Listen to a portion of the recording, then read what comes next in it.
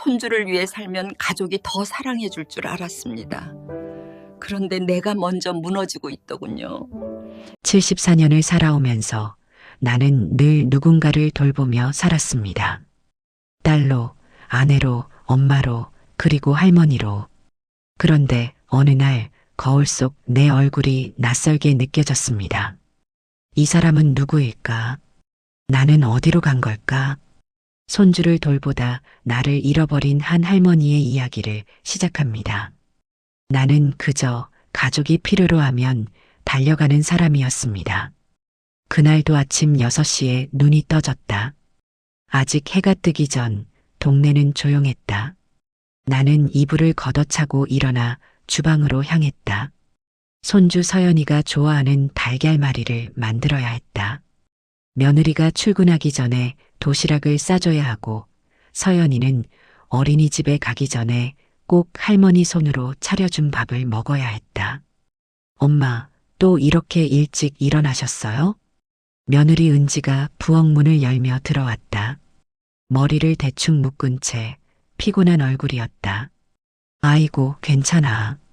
어차피 잠도 잘 안 오는데 뭐. 은지 씨는 빨리 씻고 나와. 밥 차려놨어. 죄송해요, 엄마. 제가 해야 하는데. 에이, 무슨 소리야. 너 출근해야지. 서연이는 내가 보면 되고, 며느리는 미안한 듯 웃으며 세면장으로 갔다. 나는 그 뒷모습을 보며 국을 한 번 더 저었다. 미안해할 것 없다고, 나는 괜찮다고 속으로 되뇌었다. 서연이가 방에서 나왔다. 5살. 아직 잠이 덜 깬 얼굴로 내게 달려와 안겼다.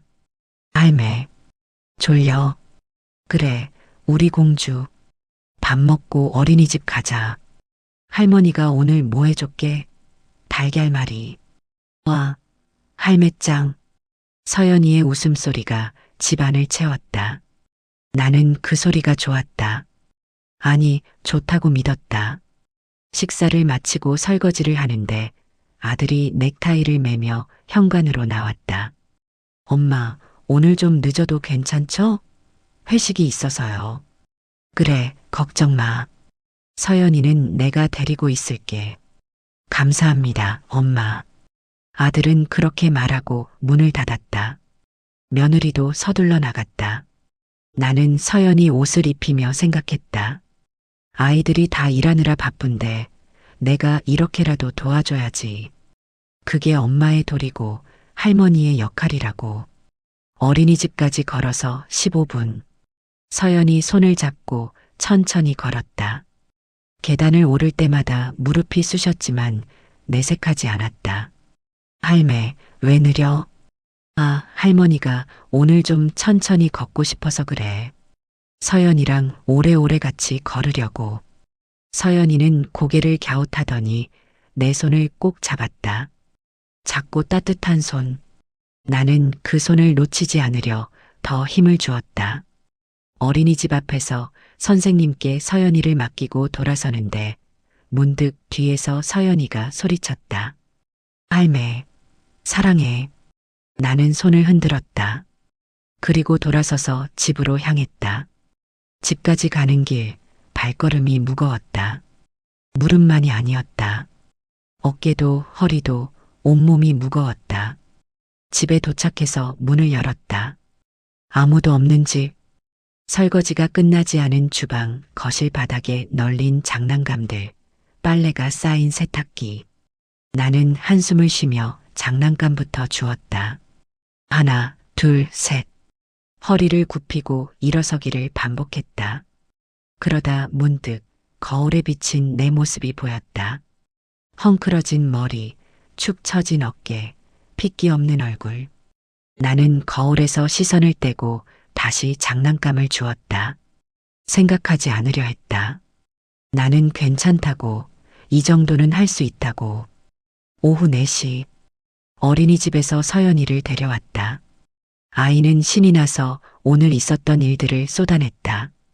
할매, 오늘 선생님이 칭찬했어. 내가 그림 제일 잘 그렸대. 그래, 우리 서연이 대단한데? 응, 근데 할매, 나 배고파. 알았어. 할머니가 간식 줄게. 뭐 먹을래? 떡볶이. 나는 냉장고를 열었다. 떡볶이 재료가 있었다. 다행이었다. 나는 가스레인지에 불을 켜고 떡을 끓이기 시작했다. 서연이는 거실에서 블록을 가지고 놀았다. 떡볶이를 만들면서 나는 문득 내가 마지막으로 내가 먹고 싶은 걸 먹은 게 언제였는지 기억이 나지 않았다. 서연이가 좋아하는 것, 며느리가 먹기 편한 것, 아들이 원하는 것. 그런 것만 생각하며 장을 보고 밥을 했다. 할매, 떡볶이 다 됐어? 응, 조금만 기다려. 나는 떡볶이를 그릇에 담아 상에 올렸다. 서연이가 냠냠 먹는 모습을 보며 나도 옆에 앉았다. 근데 배가 고프지 않았다. 아침에 밥을 먹었는데도 점심은 건너뛰었다. 설거지하고 빨래하고 청소하다 보니 시간이 그냥 지나갔다. 할매는 안 먹어? 응, 할머니는 배 안 고파. 서연이 많이 먹어. 서연이는 고개를 끄덕이며 다시 떡볶이에 집중했다. 나는 그 모습을 보며 물을 한 모금 마셨다. 목이 말랐다. 아니, 뭔가가 텅 빈 것 같았다. 저녁 6시. 며느리에게서 전화가 왔다. 엄마, 죄송한데 오늘 회식이 좀 길어질 것 같아요. 서연이 재우는 것까지 부탁드려도 될까요? 그래, 걱정 마. 내가 재울게. 정말 죄송해요, 엄마. 요즘 회사에서 프로젝트 때문에 정신이 없어서. 괜찮아, 괜찮아. 나는 할 일 없으니까 서연이랑 있는 게 좋아. 전화를 끊고 나서 나는 소파에 주저앉았다. 괜찮다고 말했지만 사실 오늘 하루가 너무 길었다. 아침 6시부터 지금까지 앉아서 쉰 시간이 얼마나 될까? 서연이가 다가와 내 무릎에 앉았다. 할매, 나 심심해. 같이 놀자. 그래. 뭐하고 놀까? 숨바꼭질. 나는 웃으며 일어났다. 무릎이 욱신거렸지만 서연이의 웃는 얼굴을 보니 참을 수 있었다. 그래, 할머니가 술래할게. 서연이는 숨어. 서연이는 신나서 방으로 뛰어갔다. 나는 눈을 감고 숫자를 세기 시작했다. 1, 2, 3, 10. 눈을 뜨고 서연이를 찾으러 갔다. 방 안, 옷장 뒤, 침대 밑. 서연이는 침대 밑에 숨어 있었다. 찾았다. 헤헤, 할매 느려. 우리는 그렇게 1시간 넘게 놀았다. 서연이는 지치지 않았지만 나는 점점 숨이 차올랐다. 가슴이 답답했다. 할매, 괜찮아?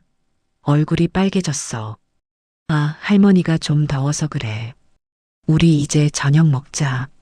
저녁을 차리고 서연이와 함께 먹었다. 아들과 며느리 목도 차려놨지만 그들은 오지 않았다. 서연이는 밥을 다 먹지 못했다. 할매, 나 배불러. 그래, 그럼 양치하고 자자. 서연이를 씻기고 잠옷을 입히고 침대에 눕혔다. 동화책을 읽어주었다. 서연이는 내 품에 안겨 스르르 잠이 들었다. 나는 조용히 서연이를 내려놓고 거실로 나왔다. 시계를 보니 밤 9시. 며느리에게서 문자가 왔다. 엄마, 정말 죄송해요. 조금만 더 있다 갈게요. 서연이 잘 잤죠? 나는 답장을 보냈다. 응, 잘 잤어. 천천히 와. 그리고 소파에 앉았다. 아무 생각도 나지 않았다. 그저 피곤했다. 온몸이 쑤시고 눈꺼풀이 무겁고 머리가 멍했다. 텔레비전을 켰다. 뉴스가 나왔다. 무슨 내용인지 귀에 들어오지 않았다.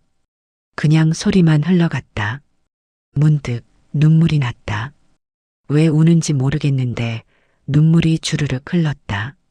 나는 손으로 눈물을 닦았다. 괜찮다고, 나는 괜찮다고 중얼거렸다. 밤 11시. 현관문이 열렸다. 아들과 며느리가 들어왔다. 둘 다 취한 듯 얼굴이 붉었다. 엄마 안 주무셨어요? 응, 너희 기다렸지. 서연이는 잘 잤어. 감사합니다, 엄마. 정말 죄송해요. 며느리는 그렇게 말하고 방으로 들어갔다. 아들도 따라 들어갔다. 문이 닫혔다. 나는 홀로 거실에 남았다. 설거지를 하고 거실을 정리하고 쓰레기를 버렸다. 그리고 작은 방으로 들어갔다. 침대에 누웠다. 천장이 보였다. 어둠 속에서 나는 생각했다. 나는 가족을 위해 산다. 그게 내 역할이고 내 기쁨이다. 그렇게 스스로에게 말하며 눈을 감았다. 하지만 잠은 쉽게 오지 않았다. 무릎이 쑤셨다. 허리가 아팠다. 가슴이 답답했다. 나는 뒤척였다. 1시간, 2시간. 새벽 2시가 넘어서야 겨우 잠이 들었다. 그렇게 하루가 지나고 또 하루가 지났다. 매일이 똑같았다. 아침 6시에 일어나 밥을 하고 서연이를 어린이집에 데려다 주고 집안일을 하고 서연이를 데려오고 저녁을 준비하고 서연이를 재우고 나는 그 루틴 속에서 살았다. 아니, 루틴이 나를 살게 했다. 어느 날 동네 친구 경숙이를 만났다. 마트에서 장을 보다가 우연히 마주쳤다. 어머, 정수가. 오랜만이다. 요새 어떻게 지내? 응, 그냥 저냥 살지 뭐. 얼굴이 많이 상했네?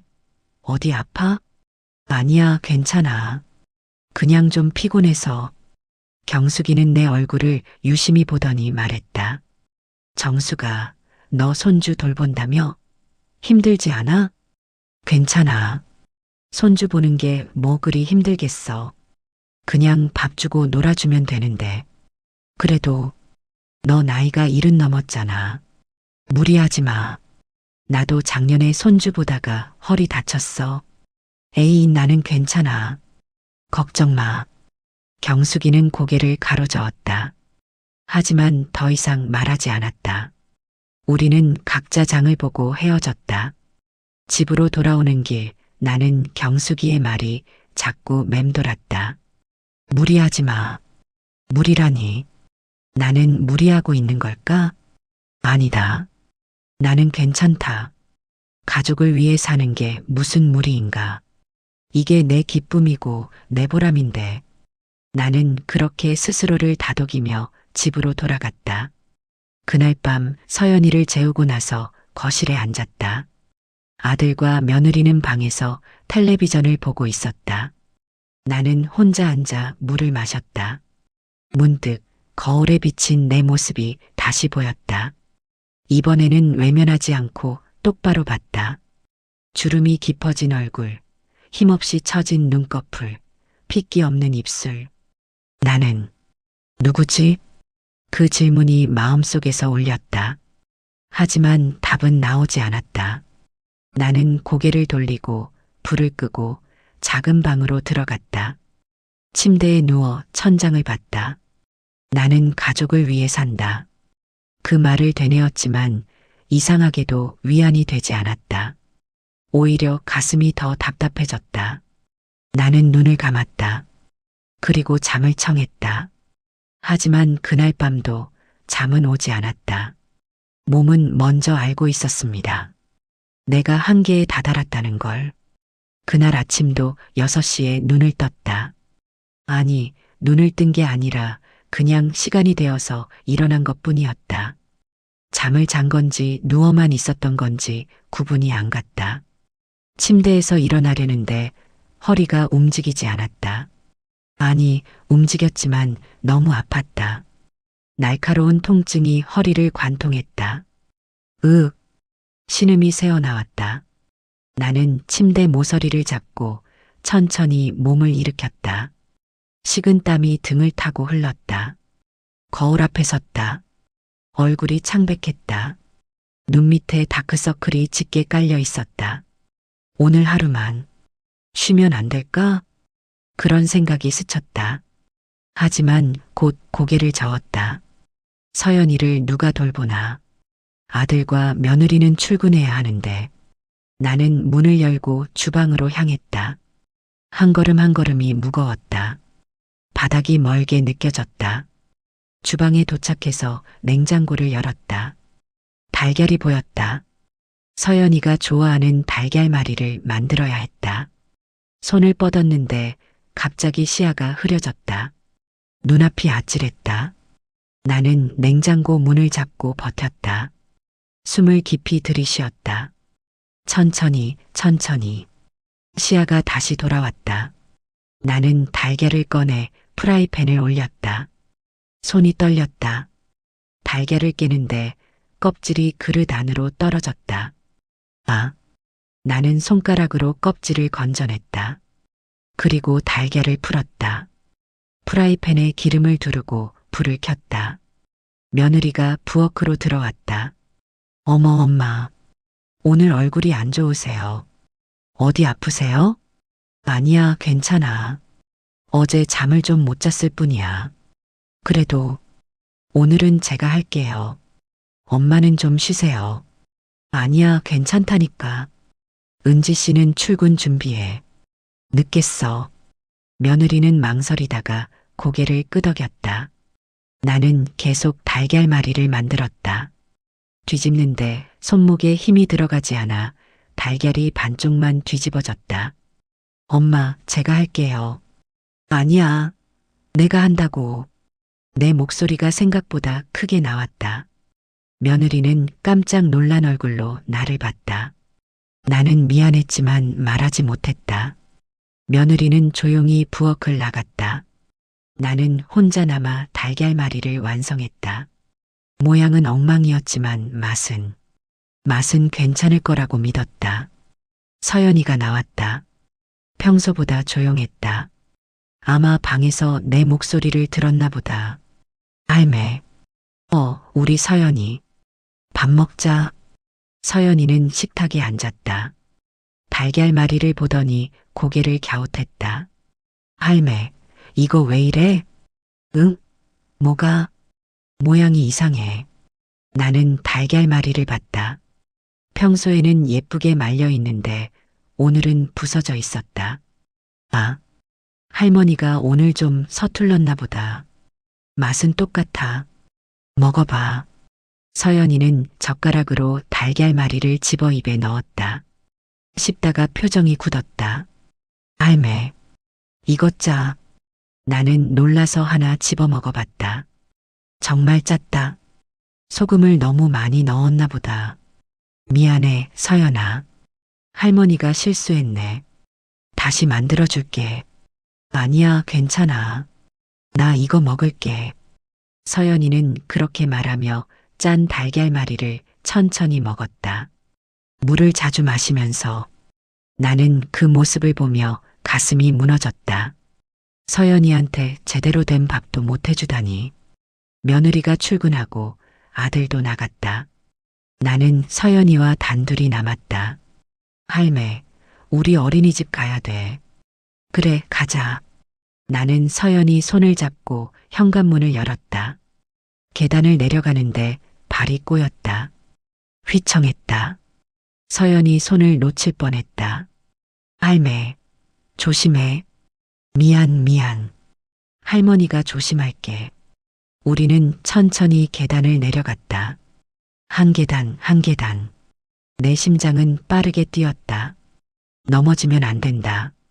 서연이를 다치게 하면 안 된다. 어린이집에 서연이를 맡기고 돌아오는 길, 나는 벤치에 앉았다. 더 이상 걸을 수가 없었다. 다리에 힘이 풀렸다. 숨이 가빴다. 가슴이 답답했다. 손으로 가슴을 눌렀다. 진정하라고, 괜찮다고 스스로에게 말했다. 한 10분쯤 앉아 있었을까. 겨우 일어났다. 집까지 가야 했다. 청소를 해야 하고, 빨래를 해야 하고, 점심 준비를 해야 했다.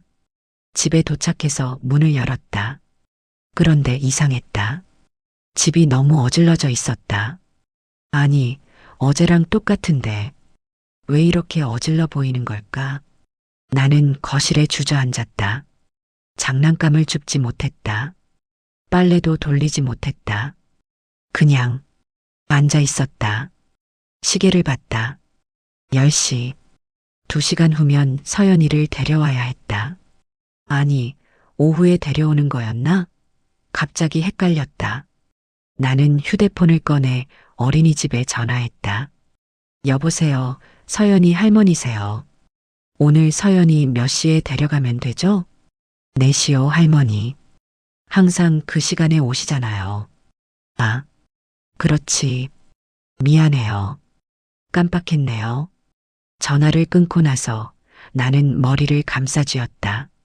왜 이렇게 기억이 안 나지? 매일 같은 시간에 데려갔는데 불안감이 밀려왔다. 뭔가 잘못되고 있다는 느낌. 하지만 그게 뭔지 알 수 없었다. 오후가 되어 서연이를 데려왔다. 집에 오자마자 서연이가 말했다. 할매, 나 배고파. 간식 줘. 그래, 뭐 먹을래? 과자. 나는 주방으로 갔다. 찬장을 열었는데 과자가 없었다. 어제 다 먹었나? 아니면 사는 걸 깜빡한 걸까? 서연아, 과자가 없네. 다른 거 먹을래? 싫어. 과자 먹고 싶어. 서연이가 짜증을 냈다. 나는 당황했다. 그럼 할머니가 마트 다녀올게. 잠깐만 기다려. 빨리 가. 나는 급하게 현관을 나섰다. 마트까지 걸어가는데 다리가 후들거렸다. 하지만 멈출 수 없었다. 서연이가 기다리고 있었다. 마트에 도착해서 과자 코너로 갔다. 서연이가 좋아하는 과자를 집어들었는데 갑자기 어지러웠다. 세상이 빙글빙글 돌았다. 나는 선반을 붙잡았다. 할머니, 괜찮으세요? 마트 직원이 다가왔다. 나는 고개를 끄덕였다. 네, 괜찮아요. 그냥 좀 어지러워서. 잠깐 앉아 계세요. 의자 가져다 드릴게요. 직원이 의자를 가져왔다. 나는 그 의자에 앉아 숨을 고르려 했다. 하지만 가슴 깊은 곳에서 뭔가가 조여왔다. 숨을 쉴 수가 없었다. 할머니, 괜찮으세요? 119 불러드릴까요? 아, 아니에요. 괜찮아요. 조금만 쉬면 돼요. 나는 억지로 웃었다. 괜찮다고 말했다. 하지만 사실 괜찮지 않았다. 10분 정도 앉아 있다가 겨우 일어났다. 과자를 계산하고 집으로 돌아왔다. 서연이는 거실에서 텔레비전을 보고 있었다. 할매, 늦었어. 나 배고파 죽는 줄 알았어. 미안해, 서연아. 여기 과자. 서연이는 과자를 받아들고 뜯었다. 나는 소파에 주저앉았다. 온몸에 힘이 빠졌다. 서연이가 과자를 먹으며 말했다. 할매, 오늘 왜 이래? 자꾸 이상해. 응? 할머니가 어떻게? 계속 느리고, 얼굴도 무섭고, 할머니 얼굴이 무섭다고? 응? 할매 아파? 나는 고개를 저었다. 아니야, 괜찮아. 할머니는 괜찮아. 하지만 서연이는 고개를 갸웃하며 나를 봤다. 그 눈빛이 나를 믿지 못하는 것 같았다. 저녁 시간. 나는 부엌에서 저녁을 준비했다. 뭘 만들지 생각이 나지 않았다. 냉장고를 열고 닫고 또 열고 닫았다. 그러다 문득 칼을 집어들었다. 감자를 깎으려고. 그런데 손이 떨렸다. 칼날이 손가락 가까이 갔다. 조심해야지. 중얼거리며 천천히 감자를 깎았다. 하지만 집중이 안 됐다. 머릿속이 하얗게 비어 있는 것 같았다. 칼날이 손가락을 스쳤다. 아, 피가 났다. 손가락에서 빨간 피가 똑똑 떨어졌다. 할매, 피야. 서연이가 소리쳤다. 나는 급하게 손을 씻었다. 물이 상처를 타고 스며들어 따가웠다. 괜찮아, 서연아. 할머니 괜찮아. 할매 다쳤어. 엄마한테 말해야 돼. 아니야, 말하지 마. 괜찮다니까. 나는 반창고를 붙였다. 손이 계속 떨렸다. 왜 이러는 걸까? 평생 요리를 해왔는데 이렇게 다친 건 처음이었다. 저녁을 대충 끝내고 상을 차렸다. 서연이와 함께 앉았다. 며느리와 아들은 아직 집에 오지 않았다. 할매, 손 괜찮아? 응, 괜찮아.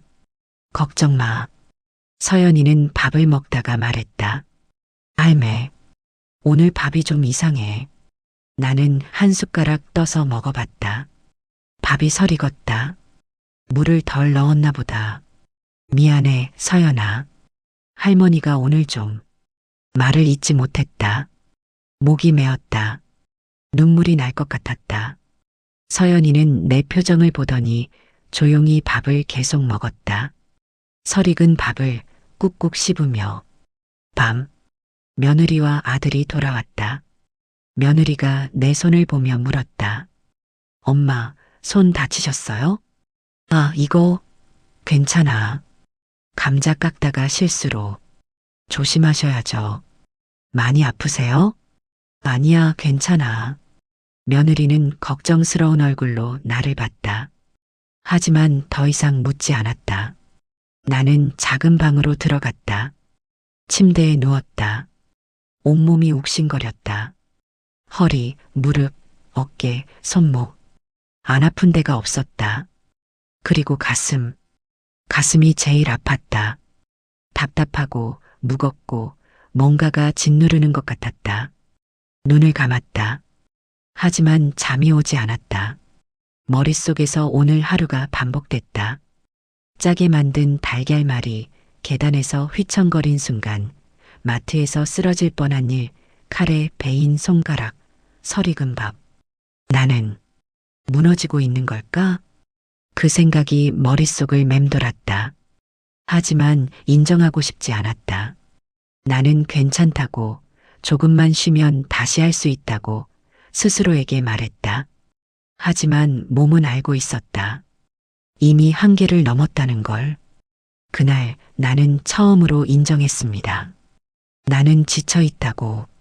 아침, 눈을 떴을 때 몸이 움직이지 않았다. 정확히는 움직일 수가 없었다. 허리가 완전히 굳어버렸다. 일어나려고 하면 날카로운 통증이 온몸을 찔렀다. 신음이 절로 나왔다. 나는 침대 시트를 움켜쥐며 천천히, 아주 천천히 몸을 일으켰다. 10분은 걸렸을 것이다. 시계를 봤다. 아침 6시 반. 늦었다. 서연이 밥을 준비해야 하는데 나는 문을 열고 복도로 나왔다. 한 걸음 걸을 때마다 허리에서 비명이 들렸다. 벽을 짚으며 주방으로 향했다. 주방에 도착했을 때 며느리가 이미 거기 있었다.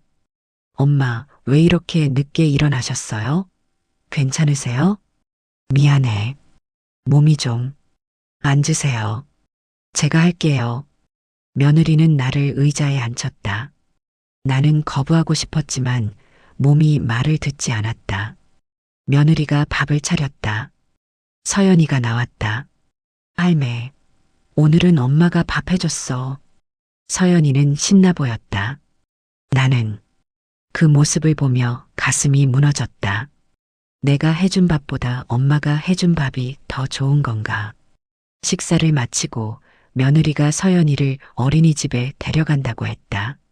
엄마, 오늘은 제가 서연이 데려다 줄게요. 엄마는 쉬세요. 아니야, 내가. 엄마, 지금 몸 상태 보세요. 무리하시면 안 돼요. 며느리의 목소리가 단호했다. 나는 아무 말도 하지 못했다. 며느리와 서연이가 나갔다. 아들도 출근했다. 나는 혼자 남았다. 거실에 앉아 있었다. 아무것도 하지 못했다. 빨래도 청소도 설거지도. 시계만 봤다. 시간이 너무 느리게 갔다. 오전 10시, 11시, 12시. 점심을 먹어야 했지만 배가 고프지 않았다. 냉장고를 열었다가 닫았다. 뭘 먹어야 할지 모르겠었다. 그냥 소파에 누웠다. 천장을 봤다. 하얀 천장. 아무 무늬도 없는. 나는 왜 이렇게 된 걸까? 그 생각이 머릿속을 맴돌았다. 며느리의 문자가 왔다. 엄마, 오늘 제가 서연이 데려올게요. 엄마는 쉬세요. 나는 답장을 보내지 못했다. 휴대폰을 내려놓았다. 혼자라는 게 이렇게 무겁게 느껴진 적이 없었다. 집은 조용했다. 너무 조용했다. 시계 소리만 똑딱똑딱 들렸다. 오후 5시 현관문이 열렸다. 며느리와 서연이가 들어왔다. 할매, 서연이가 달려왔다. 나는 겨우 몸을 일으켜 서연이를 안았다.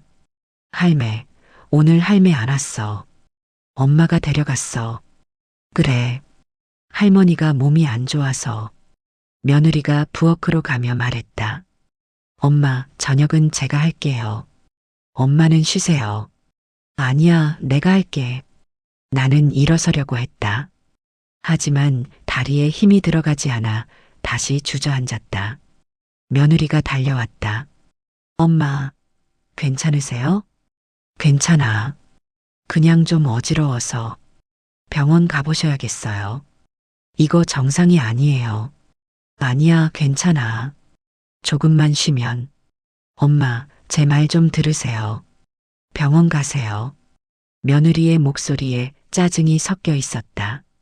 나는 그 짜증이 나한테 향한 것 같았다. 며느리는 한숨을 쉬고 부엌으로 갔다.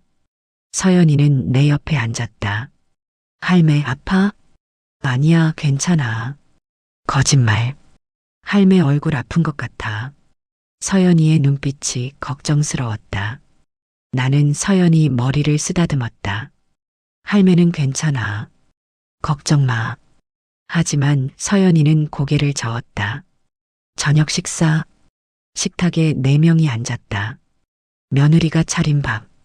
맛있어 보였다. 하지만 분위기는 무거웠다. 아무도 말하지 않았다. 아들이 먼저 입을 열었다. 엄마, 병원 가보시는 게 어때요? 요즘 좀 안 좋아 보이세요. 괜찮다니까. 그냥 좀 피곤해서 그래. 엄마, 피곤한 게 아니에요. 이건 며느리가 말을 끊었다. 어머니, 솔직히 말씀드릴게요. 요즘 서연이한테도 안 좋은 영향을 주고 계세요. 뭐? 나는 며느리를 봤다. 며느리는 눈을 피하지 않고 나를 똑바로 봤다. 어머니가 힘들어 하시는 거 서연이도 다 느껴요. 아이가 불안해해요. 할머니가 쓰러질까봐. 나는 쓰러지지 않아. 어제 마트에서 쓰러질 뻔하셨잖아요. 직원분한테 들었어요. 나는 할 말이 없었다. 며느리는 계속 말했다. 어머니, 저희도 미안해요. 어머니한테 너무 많이 맡긴 거 알아요. 근데 어머니도 좀 말씀해요.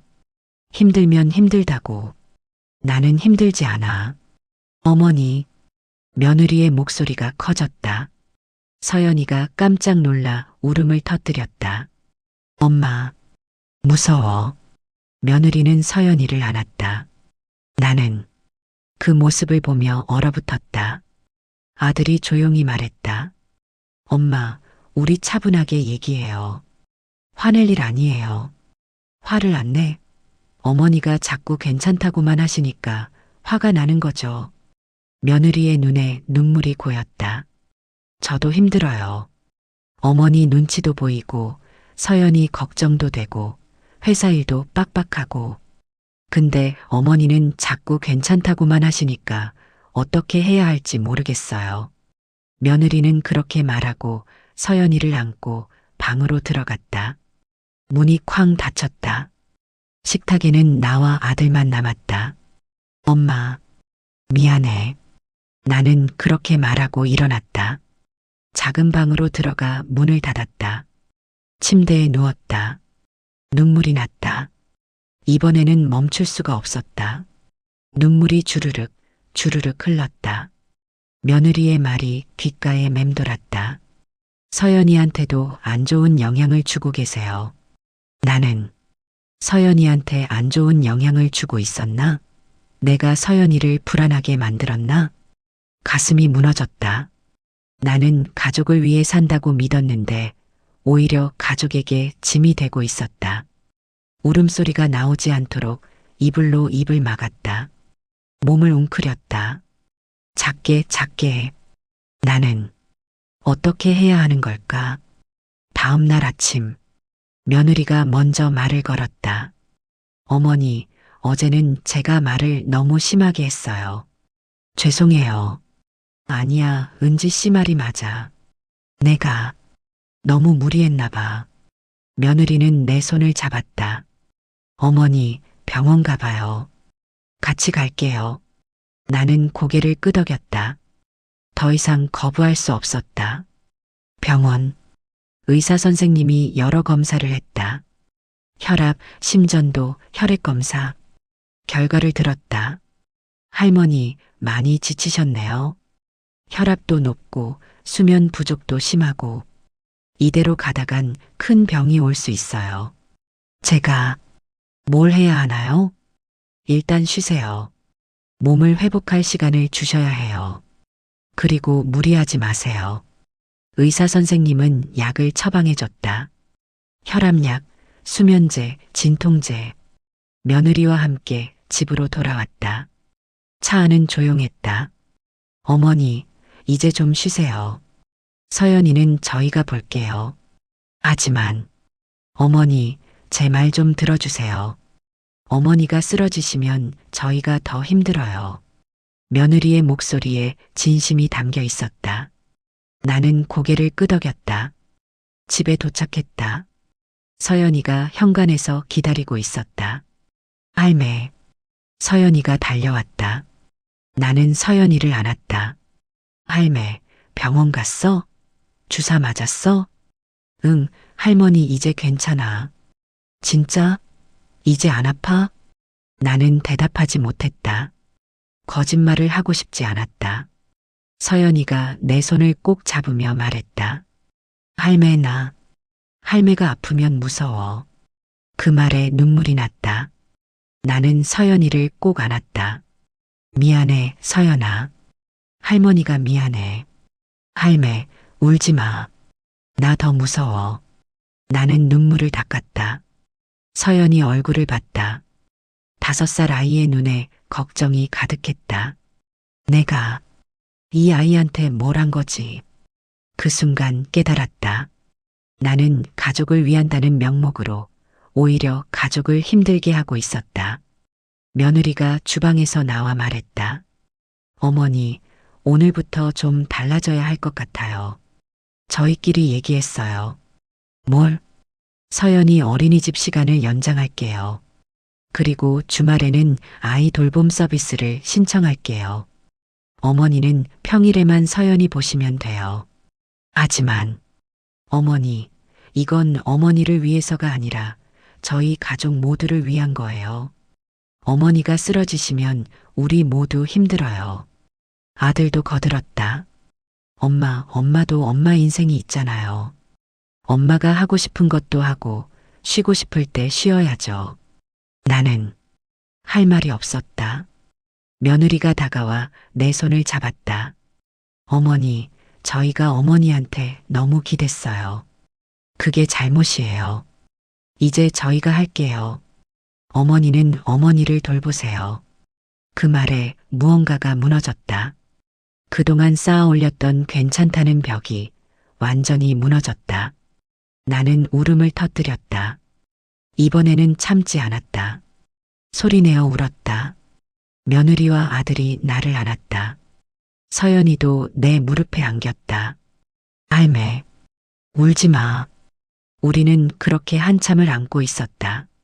그리고 그날 나는 처음으로 인정했다. 나는 지쳐 있었다. 한계를 넘어섰었다. 나를 돌보는 것이 이기적인 게 아니라는 걸 배우기 시작했습니다. 다음 날 아침, 나는 평소보다 늦게 일어났다. 7시 반. 며느리가 이미 서연이를 깨우고 밥을 차리고 있었다. 나는 급하게 일어나려다가 멈췄다. 며느리가 어제 말했다. 어머니는 쉬세요.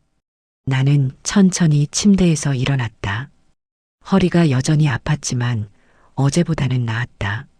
주방으로 갔다. 며느리가 돌아보며 말했다. 어머니, 일어나셨어요? 앉으세요. 밥 드릴게요. 내가, 어머니, 앉으세요. 며느리의 목소리는 부드러웠지만 단호했다. 나는 식탁에 앉았다. 서연이가 내 옆에 와서 앉았다. 할매, 오늘 엄마가 나 어린이집 데려다 준대. 그래. 그럼 할머니는? 할매는 쉬는 거야. 엄마가 그랬어. 서연이는 밥을 먹으며 신나 보였다. 나는 복잡했다. 서연이가 내가 없어도 괜찮다는 게 기쁘면서도 서운했다. 식사를 마치고 며느리가 서연이를 데리고 나갔다. 아들도 출근했다. 나는 혼자 남았다. 설거지를 하려고 주방으로 갔는데 며느리가 이미 다 해놨다. 빨래도 돌려놨다. 청소기도 돌려놨다. 할 일이 없었다. 나는 거실에 앉았다. 멍하니 창밖을 봤다. 해가 떠올랐다. 맑은 날이었다. 이제 뭘 하지? 오전이 천천히 흘렀다. 나는 소파에 앉아 있었다. 텔레비전을 켰다가 껐다. 아무것도 눈에 들어오지 않았다. 10시쯤 경숙이한테서 전화가 왔다. 정수가 오늘 복지관에서 체조 수업 있는데 안 올래? 체조? 나는 너 요즘 몸 안 좋다며? 체조하면 좋아. 나도 작년에 허리 아팠는데 체조하고 나아졌어. 하지만 나 서연이 봐야 해서. 오늘은 며느리가 본다며? 어제 전화로 들었어. 너 이제 좀 쉬래. 나는 망설였다. 복지관에 가면 사람들이 뭐라고 할까? 손주도 안 보고 놀러 다니네 이런 말을 하지 않을까? 정수가 생각 많이 하지 마. 그냥 나와. 1시간만. 경숙이의 목소리가 따뜻했다. 나는 결국 고개를 끄덕였다. 알았어. 갈게. 복지관. 오랜만에 왔다. 한 6개월 만인 것 같았다. 어머, 정숙이 언니. 오랜만이에요. 다른 할머니들이 반갑게 맞아줬다. 나는 쑥스러웠다. 오랜만이에요. 언니, 요즘 손주 보느라 바쁘다며? 힘들지? 응. 좀 그랬어. 선생님이 수업을 시작했다. 간단한 스트레칭부터 팔을 뻗고 다리를 굽히고 허리를 돌리고. 처음에는 아팠다. 몸이 뻣뻣했다. 하지만 천천히 조금씩 풀리기 시작했다. 네, 숨을 깊이 들이쉬고 내쉬고. 선생님의 목소리를 따라 숨을 쉬었다. 들이쉬고 내쉬고. 그러다 문득 눈물이 났다. 왜 우는지 모르겠는데 눈물이 흘렀다. 옆에 있던 경숙이가 속삭였다. 괜찮아. 울어도 돼. 나는 고개를 끄덕이며 계속 스트레칭을 했다. 울면서 몸을 움직였다. 수업이 끝나고 복지관 휴게실에서 경숙이와 차를 마셨다. 기분 어때? 좋아. 몸이 좀 풀린 것 같아. 그치? 나도 처음엔 이게 뭔 소용이야 했는데 계속 하니까 달라지더라고. 근데 경수가, 응? 나 이렇게 있어도 되는 걸까? 서연이는. 경숙이가 내 손을 잡았다. 정수가, 너 서연이 엄마 아니야. 할머니야. 할머니도 할머니 인생이 있어. 하지만은 무슨. 너 쓰러지면 서연이가 더 힘들어. 내가 건강해야 서연이도 건강하게 볼 수 있어.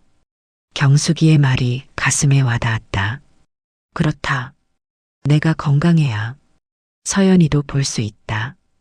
앞으로 매주 오는 거야, 알았지? 약속? 응, 올게. 집으로 돌아오는 길. 발걸음이 가벼웠다. 아직 몸은 아팠지만 기분은 조금 나아진 것 같았다. 집에 도착해서 점심을 먹었다. 혼자 먹는 밥. 예전 같으면 허전했을 텐데 오늘은 괜찮았다. 밥을 먹으면서 문득 생각했다. 나는 뭘 하고 싶었을까? 서연이를 보기 전에 나는 뭘 했었지? 기억이 잘 나지 않았다. 너무 오래전 일 같았다. 냉장고에 붙은 메모를 봤다. 며느리가 써놨다. 어머니, 오늘 저녁은 제가 사올게요. 어머니는 쉬세요. 나는 그 메모를 보며 미소 지었다. 며느리가 신경 쓰고 있구나. 오후 3시 문자가 왔다. 며느리였다. 엄마, 오늘 서연이 제가 데려올게요. 엄마는 산책이라도 다녀오세요. 날씨 좋아요. 산책? 언제 마지막으로 산책을 했었나? 기억이 나지 않았다. 나는 외투를 입고 밖으로 나갔다. 동네 공원으로 향했다. 공원은 조용했다. 몇 명의 할머니, 할아버지들이 벤치에 앉아 있었다. 나는 천천히 걸었다. 한 걸음 한 걸음. 서두르지 않았다. 그냥 걸었다. 나무들이 보였다. 잎이 떨어지고 있었다. 가을이 깊어가고 있었구나. 벤치에 앉았다. 하늘을 올려다봤다. 구름이 천천히 흘러갔다. 나는 언제부터 이렇게 하늘을 본 적이 없었을까? 그 생각에 또 눈물이 났다. 하지만 이번에는 슬픈 눈물이 아니었다. 뭔가 풀리는 느낌의 눈물이었다. 30분쯤 앉아 있다가 일어났다. 집으로 돌아가는 길, 작은 꽃집이 보였다. 꽃집에 들어갔다. 여러 꽃들이 있었다. 어떤 꽃 찾으세요? 주인이 물었다. 나는 작은 화분을 가리켰다. 저거요. 저 작은 화분.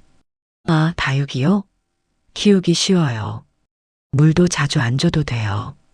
그럼 저걸로 주세요. 화분을 들고 집으로 왔다. 작은 방 창가에 놓았다.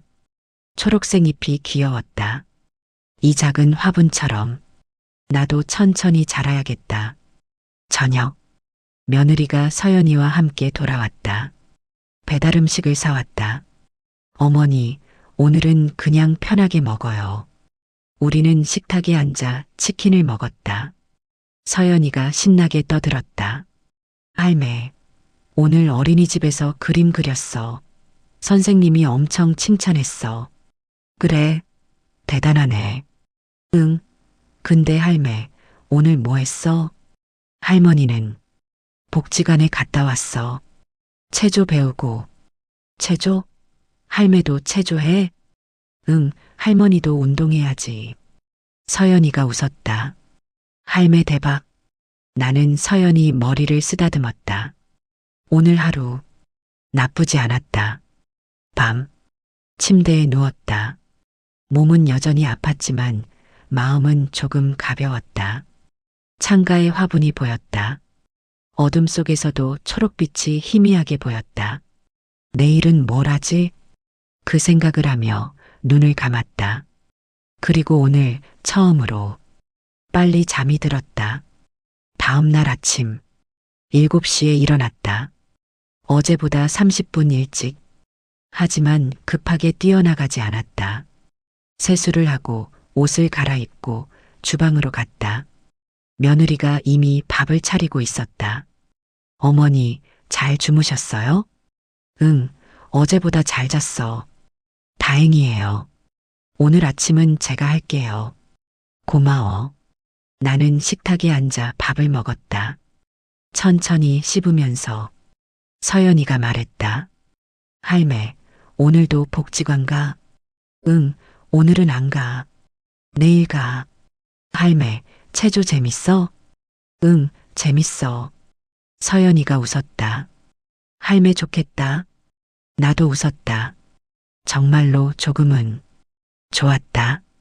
며느리와 서연이가 나간 후 나는 집에 남았다. 설거지를 했다. 천천히. 손목에 무리가 가지 않게. 그리고 거실을 정리했다.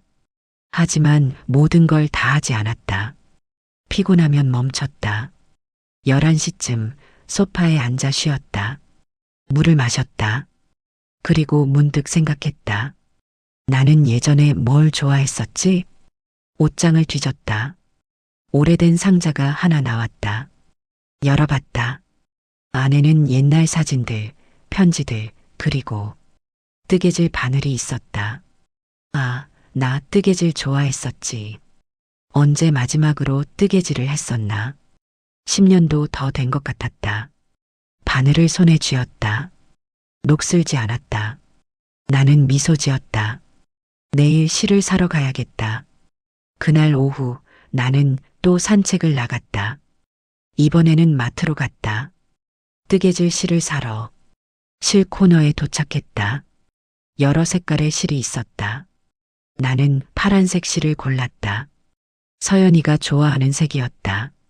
서연이한테 뭔가 만들어줘야지. 계산을 하고 집으로 돌아오는 길 마음이 설렜다. 오랜만에 느끼는 감정이었다. 집에 와서 실을 꺼냈다. 바늘에 실을 끼웠다. 손이 기억하고 있었다. 예전의 감각이 돌아왔다. 뜨개질을 시작했다. 한 코 한 코. 천천히. 시간이 흘렀다. 1시간, 2시간. 어느새 오후 4시가 되어 있었다. 나는 손을 멈추고 작품을 봤다. 아직 작은 조각이었지만 뭔가 만들어지고 있었다. 이게 나를 돌보는 거구나. 그 깨달음에 미소가 지어졌다. 저녁. 서연이가 내 작품을 봤다. 할매, 이거 뭐야? 할머니가 뜨개질하는 거야. 서연이한테 목도리 만들어주려고. 진짜? 나한테? 응. 할머니가 만들어줄게. 서연이가 환하게 웃었다. 할매 최고. 나는 서연이를 안았다. 그리고 생각했다. 나를 돌보는 게 서연이를 더 잘 돌보는 길이구나. 그날 밤 침대에 누워 일기를 썼다. 오랜만에 쓰는 일기였다. 오늘 나는 나를 위해 뭔가를 했다.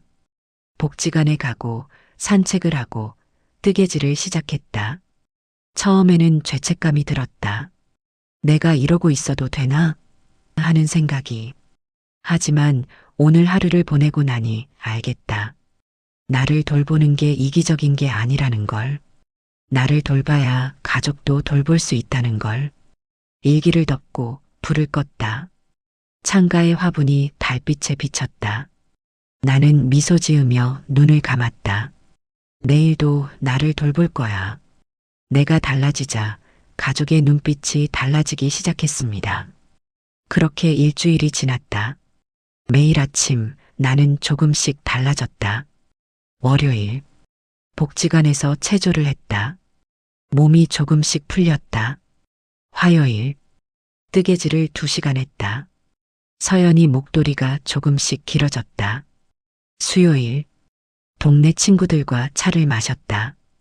오랜만에 웃었다. 목요일, 병원에 갔다. 혈압이 조금 내려갔다고 했다. 금요일, 서연이와 공원에 갔다. 그런데 이번에는 달랐다. 금요일 오후, 며느리가 문자를 보냈다. 엄마, 오늘 제가 좀 일찍 퇴근해요. 서연이 데려올게요. 나는 답장을 보냈다. 아니야, 내가 데려올게. 오늘 날씨 좋던데 서연이랑 공원 가려고. 며느리가 바로 답했다. 괜찮으세요? 무리하시는 거 아니죠? 괜찮아. 1시간만 있다 올게. 알겠어요. 조심하세요. 나는 외투를 입고 어린이집으로 향했다. 발걸음이 예전만큼 무겁지 않았다. 무릎은 여전히 쑤셨지만 견딜만 했다. 어린이집에 도착했다. 서연이가 나를 보고 달려왔다. 할매, 우리 공주, 오늘 할머니랑 공원 갈까? 공원? 좋아. 우리는 손을 잡고 공원으로 향했다. 서연이가 제잘제잘 떠들었다. 할매, 오늘 친구랑 싸웠어. 왜? 친구가 내 크레파스 빼앗아 갔어. 그래서 어떻게 했어? 나 선생님한테 말했어. 그랬더니 친구가 미안하다고 했어.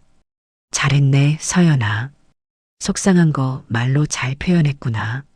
응. 근데 할매도 속상하면 말해야 돼. 나는 걸음을 멈췄다. 서연이를 봤다. 할매도? 응. 할매 요즘 기분 좋아 보여. 예전에는 계속 피곤해 보였는데 5살 아이가 나를 그렇게 보고 있었구나. 나는 서연이 머리를 쓰다듬었다. 할머니가 요즘 잘 쉬어서 그래. 그럼 계속 쉬어야 돼. 약속? 응, 약속. 공원에 도착했다. 서연이가 그네를 타고 싶다고 했다. 나는 서연이를 그네에 앉혔다. 할매, 밀어줘. 그래. 나는 그네를 밀었다. 천천히 조심스럽게. 예전처럼 세게 밀지 않았다. 내 몸이 할 수 있는 만큼만. 할매, 더 세게. 미안, 서연아. 할머니 팔이 좀 아파서 이 정도만 밀어줄게. 예전 같으면 이렇게 말하지 못했을 것이다. 무리해서라도 세게 밀어줬을 것이다. 서연이가 그네에서 내려 내 앞에 섰다. 할매 팔 아파? 응, 조금. 그럼 나 혼자 탈래. 할매는 저기 앉아 있어. 서연이가 벤치를 가리켰다. 나는 놀랐다. 혼자 타도 돼? 응, 나 이제 다 컸어. 할매는 쉬어. 나는 벤치에 앉았다. 서연이가 혼자 그네를 탔다. 발을 구르며 스스로 흔들었다. 나는 그 모습을 보며 미소 지었다. 서연이가 잘하고 있었다. 그리고 나는 그걸 지켜볼 수 있는 여유가 생겼다. 집으로 돌아왔다. 며느리가 먼저 와 있었다. 어머니, 다녀오셨어요? 서연이 재밌었어? 응. 할매랑 그네 탔어. 나 혼자서. 며느리가 나를 봤다. 그 눈빛에 뭔가가 달라져 있었다. 걱정이 아니라 안심이었다. 엄마, 오늘 괜찮으셨어요? 응, 괜찮았어. 무리 안 하고 왔어. 다행이에요. 며느리가 부엌으로 가며 말했다. 오늘 저녁은 제가 할게요. 엄마는 좀 쉬세요. 응, 고마워. 나는 거실 소파에 앉았다. 예전에는 내가 해야지 하고 따라 들어갔을 텐데 오늘은 그냥 앉아 있었다. 서연이가 옆에 와서 앉으며 책을 내밀었다. 할매, 이거 읽어줘. 그래, 읽어줄게. 나는 책을 펼쳤다. 서연이가 내 품에 안겼다. 따뜻했다. 책을 읽어주는 동안 며느리가 부엌에서 요리하는 소리가 들렸다. 칼로 무언가를 써는 소리, 물 끓는 소리, 프라이팬이 지글거리는 소리. 예전 같으면 불안했을 것이다. 내가 해야 하는데라는 생각에. 하지만 지금은 괜찮았다. 며느리가 잘하고 있었다. 저녁 식사, 4명이 식탁에 앉았다. 며느리가 만든 음식은 맛있었다. 나는 한 숟가락 한 숟가락 천천히 먹었다. 맛있다, 은지 씨. 감사해요, 엄마. 요즘 요리 공부하고 있어요. 그래, 잘하네. 아들이 말했다. 엄마, 요즘 얼굴이 많이 좋아지셨어요. 그래. 네, 예전보다 훨씬 밝아 보이세요. 며느리도 거들었다. 맞아요. 처음에는 걱정했는데 어머니가 스스로 돌보시니까 오히려 더 좋아 보이세요. 나는 웃었다. 너희들이 도와줘서 그래. 고마워. 저희야말로요. 어머니가 무리 안 하시니까 저희도 마음이 편해요. 그 말에 뭔가가 가슴속에서 따뜻하게 퍼졌다. 나를 돌보는 게 가족에게도 좋은 일이었구나. 다음 주 며느리가 제안을 했다. 어머니, 이번 주말에 서연이 아이 돌봄 선생님 오세요. 어머니는 쉬세요. 주말에도? 네, 어머니 평일에도 서연이 보시잖아요. 주말에는 좀 쉬세요. 하지만 어머니, 제 말 좀 들어주세요. 어머니가 건강하셔야 저희도 오래오래 함께 있을 수 있어요. 나는 고개를 끄덕였다. 알았어. 고마워, 은지 씨. 아니에요. 저희가 진작 이렇게 했어야 했는데. 며느리의 눈에 미안함이 어렸다. 나는 며느리 손을 잡았다. 미안해할 거 없어. 이제라도 이렇게 하는 게 다행이지. 며느리가 미소 지었다. 주말, 아이 돌봄 선생님이 왔다. 젊은 여자 선생님이었다. 안녕하세요, 서연이 할머니. 저는 김수진이라고 해요. 안녕하세요. 서연이 잘 부탁해요. 걱정 마세요. 제가 잘 돌볼게요. 서연이는 처음에 낯을 가렸지만 금방 선생님과 친해졌다. 나는 작은 방으로 들어갔다. 그리고 뭘 할지 생각했다. 주말에 혼자 있는 게 얼마만이지? 기억이 나지 않았다. 나는 뜨개질을 꺼냈다. 서연이 목도리가 거의 완성되어 가고 있었다. 조금만 더 하면 끝날 것 같았다. 뜨개질을 하면서 거실에서 서연이와 선생님이 노는 소리가 들렸다. 웃음소리, 노랫소리. 나는 미소 지었다. 서연이가 즐거워하는 소리를 들으니 마음이 편했다. 오후, 뜨개질을 마치고 산책을 나갔다. 혼자 걸으니 생각할 시간이 많았다. 공원 벤치에 앉아 하늘을 봤다. 구름이 천천히 흘러갔다. 나는 지금 행복한 걸까? 그 질문에 대답이 나왔다. 응, 조금은. 완전히 행복하지는 않았다. 여전히 몸은 아팠고 가끔 외로웠고 불안했다. 하지만 예전보다는 나아졌다. 그리고 무엇보다 나를 돌보고 있다는 사실이 뿌듯했다. 저녁, 선생님이 돌아가고 나는 서연이와 단둘이 있었다. 할매, 오늘 선생님이랑 재밌었어. 그래, 뭐 했어? 미술놀이 했어. 그리고 노래도 불렀어. 대단하네. 근데 할매는 오늘 뭐 했어? 할머니는 뜨개질하고 산책 갔어. 혼자? 응, 혼자. 심심하지 않았어? 나는 고개를 저었다. 아니야, 안 심심했어. 할머니는 혼자 있는 게 가끔 필요해. 서연이가 고개를 갸웃했다. 왜? 혼자 있으면 생각도 하고 쉬기도 하고 그러면 할머니 마음이 편해져. 그럼 나도 혼자 있어야 해? 너는 아직 어리니까 엄마 아빠랑 있어야지. 근데 혼자만의 시간도 필요해. 커서 알게 될 거야. 서연이는 고개를 끄덕였다. 완전히 이해한 건 아니겠지만 뭔가를 느낀 것 같았다. 며칠 후 며느리가 조용히 내게 말했다. 어머니, 요즘 서연이가 달라졌어요. 서연이가 어떻게? 더 독립적이에요. 예전에는 저한테만 매달렸는데 이제는 혼자서도 잘 놀고 그리고 다른 사람 감정도 생각하는 것 같아요. 그래? 네. 어제 제가 피곤해 보이니까 서연이가 엄마 쉬어 그러더라고요. 어머니한테 배운 것 같아요. 나는 놀랐다. 나한테? 네. 어머니가 요즘 나 좀 쉴게. 이건 힘들어. 그런 말씀 솔직하게 하시잖아요. 서연이가 그걸 보고 배운 것 같아요. 그랬구나. 며느리가 내 손을 잡았다. 어머니, 감사해요. 어머니가 자신을 돌보는 모습이 서연이한테 좋은 본보기가 되고 있어요. 그 말에 눈시울이 뜨거워졌다. 나는 고개를 끄덕였다. 그날 밤 침대에 누워 생각했다. 관계가 바뀐 건 내가 달라져서였구나. 내가 솔직해지니까 가족도 솔직해졌다. 내가 나를 돌보니까 가족도 나를 걱정하지 않게 되었다. 내가 경계를 정하니까 가족도 그 경계를 존중해줬다. 그리고 무엇보다 내가 계속 오후 1028 행복해지니까 가족도 편해졌다.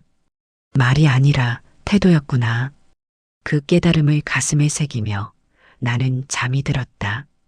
그렇게 나는 배웠습니다. 나를 사랑하는 것이 가족을 사랑하는 방법이라는 걸. 2달이 흘렀다. 겨울이 왔다. 나는 여전히 서연이를 봤다. 하지만 예전과는 달랐다. 평일 오후 3시간, 그리고 가끔 주말 오전. 그 정도였다. 나머지 시간은 나를 위해 썼다. 월요일과 목요일 복지관에서 체조를 했다. 몸이 많이 좋아졌다. 허리도 덜 아팠고 무릎도 예전보다 나았다. 화요일과 금요일 뜨개질을 했다. 서연이 목도리는 진작 완성했고 이제는 며느리 스카프를 만들고 있었다. 수요일 동네 친구들을 만났다. 경숙이, 영희, 순자. 우리는 차를 마시며 수다를 떨었다. 토요일 혼자 산책을 했다. 때로는 도서관에 갔다. 책을 빌려 읽었다. 일요일 가족과 함께 시간을 보냈다.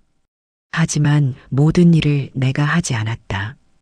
아들과 며느리가 요리를 하면 나는 서연이와 놀아줬다. 설거지는 돌아가며 했다. 그렇게 균형을 찾았다. 어느 날 오후 서연이와 거실에 앉아 있었다. 서연이는 그림을 그리고 나는 뜨개질을 했다. 할매. 응? 할매는 언제가 제일 행복해? 나는 뜨개질 손을 멈추고 서연이를 봤다. 6살이 된 서연이. 많이 자랐다. 할매가 제일 행복할 때, 생각했다. 예전 같으면 서연이 볼 때라고 대답했을 것이다. 하지만 지금은 달랐다. 할매는 말이야, 서연이 볼 때도 행복하고, 뜨개질할 때도 행복하고, 친구들 만날 때도 행복해. 그리고 혼자 산책할 때도 행복하고. 와, 할매 행복한 게 많네. 응, 요즘은 그래. 예전에는 안 그랬어. 나는 잠시 생각했다. 어떻게 대답해야 할까? 예전에는 할머니가 다른 사람 행복하게 해주는 것만 생각했어. 근데 그러다 보니까 할머니는 행복하지 않았어. 왜?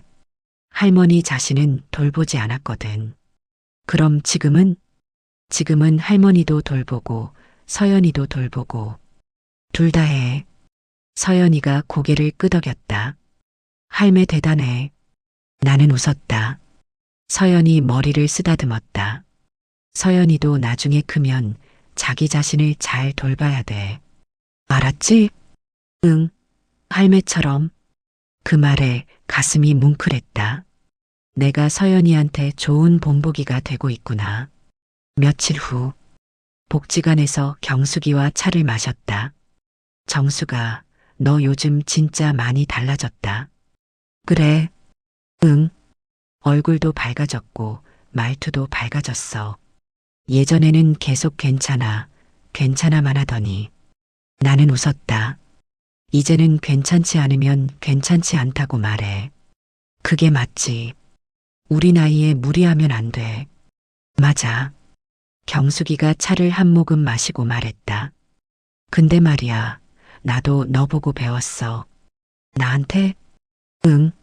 너 보니까 나도 나를 좀 돌봐야겠더라고. 그래서 요가 시작했어. 진짜? 좋네. 응. 그리고 딸한테도 말했어. 손주 돌보는 건 일주일에 사흘만 하겠다고. 딸이 뭐래? 처음에는 당황했는데 나중에는 이해하더라고. 오히려 엄마도 엄마 인생 사세요 그러더라. 우리는 서로를 보며 웃었다. 정수가 우리 이렇게 나이 들어가는 거 괜찮은 것 같아. 응, 나도 그래. 겨울이 깊어갔다. 어느 날 저녁 눈이 내렸다. 나는 창가에 서서 눈을 봤다. 하얀 눈이 조용히 내렸다. 세상이 하얗게 덮여갔다. 며느리가 다가왔다. 어머니, 눈 보세요. 예쁘죠? 응, 예쁘네. 어머니, 말씀드릴 게 있어요. 나는 며느리를 봤다. 뭔데? 저희 이번에 승진했어요. 남편이. 진짜? 축하해. 감사해요. 근데 그래서 더 바빠질 것 같아요. 그렇구나. 며느리가 조심스럽게 말했다. 그래서 어머니한테 부탁드려도 될까요? 당분간 서연이 좀 더 봐주실 수 있으세요? 예전 같으면 바로 그래라고 했을 것이다. 하지만 지금은 달랐다. 며칠 정도? 한 달 정도요. 새 프로젝트 끝날 때까지. 나는 생각했다. 내 일정을 떠올렸다. 복지관 체조, 친구 만남, 뜨개질 시간. 일주일에 하루만 더 볼게. 그리고 시간은 3시간. 그 이상은 내 몸이 힘들어. 며느리가 놀란 얼굴로 나를 봤다. 네, 알겠어요. 그렇게 할게요. 미안해. 예전 같으면 다 해줬을 텐데. 아니에요, 어머니. 오히려 감사해요. 어머니가 솔직하게 말씀해 주셔서. 며느리가 내 손을 잡았다. 어머니, 요즘 어머니 보면 배우는 게 많아요. 경계를 정하는 것, 솔직하게 말하는 것. 저도 그렇게 살고 싶어요. 나는 며느리 손을 꼭 잡았다. 은지 씨도 할 수 있어. 나도 70 넘어서 배웠는데 은지 씨는 젊으니까 더 잘할 거야. 우리는 함께 눈을 봤다. 하얀 눈이 계속 내렸다. 한 달이 지났다. 아들의 프로젝트가 끝났다. 어느 일요일 저녁 가족이 모두 모였다. 아들이 입을 열었다. 엄마, 그동안 감사했어요. 엄마 도움 없었으면 못했을 거예요. 괜찮아. 나도 서연이 보는 거 좋아. 며느리가 말했다. 근데 어머니도 힘드셨죠? 일주일에 하루 더 보셨잖아요. 힘들었어. 솔직히 나는 웃으며 말했다. 근데 내가 할 수 있는 만큼만 했으니까 견딜만 했어. 아들이 고개를 끄덕였다. 엄마, 앞으로도 무리하지 마세요. 엄마가 말씀하시면 저희가 다른 방법 찾을게요. 고마워. 서연이가 끼어들었다. 근데 할매 요즘 목도리 뭐 만들어?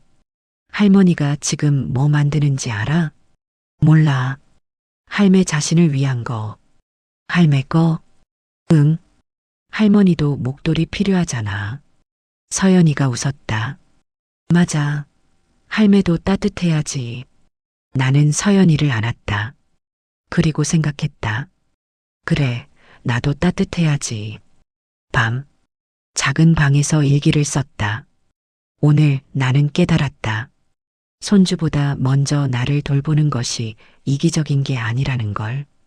오히려 그게 가족을 제대로 사랑하는 방법이라는 걸. 내가 건강해야 서연이를 오래 볼 수 있다. 내가 행복해야 가족도 편하다. 내가 경계를 정해야 관계가 건강해진다. 70 넘어서 배운 교훈이지만 늦지 않았다. 아니, 어쩌면 지금이 딱 맞는 시기였을지도 모른다. 앞으로도 나는 나를 먼저 돌볼 것이다. 그게 가족을 사랑하는 나의 방법이니까. 일기를 덮고 창가에 화분을 봤다. 작은 다육이 처음 샀을 때보다 많이 자랐다. 나처럼. 봄이 왔다. 복지관 앞 벚꽃이 피었다. 나는 경숙이와 함께 벚꽃을 보며 걸었다. 정수가 우리 올해로 75이네. 그러게. 시간 빠르다. 근데 말이야, 나 요즘 느껴. 나이 드는 게 나쁘지만은 않다는 거. 나도. 우리는 벤치에 앉았다. 벚꽃잎이 바람에 날렸다. 정수가 우리 앞으로도 이렇게 살자. 우리 자신 돌보면서. 응, 그래. 우리는 서로를 보며 웃었다. 그날 오후 서연이를 어린이집에서 데려왔다. 집으로 오는 길 서연이가 말했다. 할매, 오늘 선생님이 물어봤어. 뭐? 할매 몇 살이냐고. 그래서 나 말했어. 할매는 74인데 아직 젊다고. 나는 웃었다. 젊어? 응. 할매 요즘 계속 웃잖아. 그럼 젊은 거야. 그런가? 응. 선생님도 그랬어. 웃으면 젊어 보인대. 나는 서연이 손을 꼭 잡았다. 그럼 할매, 계속 웃을게. 응, 약속? 집에 도착했다. 서연이와 간식을 먹으며 창밖을 봤다. 봄 햇살이 따뜻했다. 나는 지금 행복하다. 그 생각에 미소가 지어졌다. 며칠 후 며느리가 편지를 건넸다. 어머니, 이거 읽어보세요. 나는 편지를 펼쳤다. 어머니께, 어머니, 그동안 정말 감사했어요. 그리고 죄송했어요. 저희는 어머니가 항상 괜찮다고 하시니까 정말 괜찮은 줄 알았어요. 어머니의 고통을, 피로를, 외로움을 보지 못했어요. 근데 어머니가 달라지시니까 저희도 깨달았어요. 어머니도 한 사람이고, 어머니도 쉴 권리가 있고, 어머니도 행복할 자격이 있다는 걸. 요즘 어머니를 보면 배우는 게 많아요. 경계를 정하는 것, 솔직하게 말하는 것, 자기 자신을 돌보는 것. 저도 그렇게 살고 싶어요. 서연이한테도 그렇게 가르치고 싶어요. 어머니, 앞으로도 어머니 자신을 먼저 돌봐주세요. 그게 저희를 사랑하는 가장 좋은 방법이니까요. 사랑합니다. 은지올림. 편지를 읽으며 눈물이 났다. 하지만 슬픈 눈물이 아니었다. 감사한 눈물이었다. 며느리가 내 손을 잡았다. 어머니, 괜찮으세요? 응. 고마워, 은지씨. 우리는 포옹했다. 오래, 따뜻하게. 그날 밤, 침대에 누워 천장을 봤다. 74년을 살아오면서 나는 늘 누군가를 돌봤다. 그게 내 역할이라고, 내 의무라고 믿었다. 하지만 이제 안다. 나를 돌보는 것도 중요하다는 걸. 아니, 나를 먼저 돌봐야 다른 사람도 제대로 돌볼 수 있다는 걸. 손주보다 먼저 나를 지키는 것. 그게 이기적인 게 아니라 오히려 사랑하는 사람들을 위한 일이라는 걸. 창가에 화분을 봤다. 달빛에 반짝이는 초록잎. 나도 저렇게 조용히 자라고 있구나. 그 생각에 미소가 지어졌다. 마무리 질문. 당신은 지금 누구를 돌보고 있나요? 그리고 그 과정에서 당신 자신은 잘 돌보고 계신가요? 혹시 괜찮다는 말로 자신의 고통을 덮고 있지는 않나요? 손주를 사랑하는 것과 나를 사랑하는 것, 둘 다 할 수 있습니다. 아니, 나를 먼저 사랑해야 손주도 제대로 사랑할 수 있습니다. 오늘 나를 위해 작은 한 가지를 해보는 건 어떨까요? 그게 무엇이든 그 작은 시작이 당신의 삶을, 그리고 가족의 삶을 바꿀 수 있습니다. 당신은 그럴 자격이 있습니다. 당신도 사랑받을 자격이 있으니까요.